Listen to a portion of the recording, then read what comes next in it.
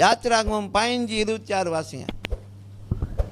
நீ உன் தேவனாகிய கர்த்தரின் சத்தத்தை கவனமாய் கேட்டு அவர் பார்வைக்கு செம்மையானவைகளை செய்து அவர் கட்டளைகளுக்கு செவி கொடுத்து அவருடைய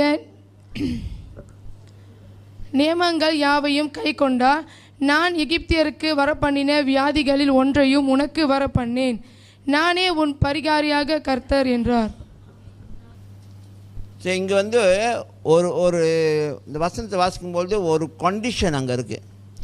நீ ஆண்டவரை நம்பி அவருடைய வார்த்தையை நம்பி அவர் சொன்னதெல்லாம் கேட்டு கீழ்ப்படிந்து இருந்தேன்னா உனக்கு நான் என்ன செய்வேன், எகிப்தியருக்கு அவர் உண்டு பண்ணின எந்த ஒரு வியாதியும் உங்களுக்கு வராது. சரியா?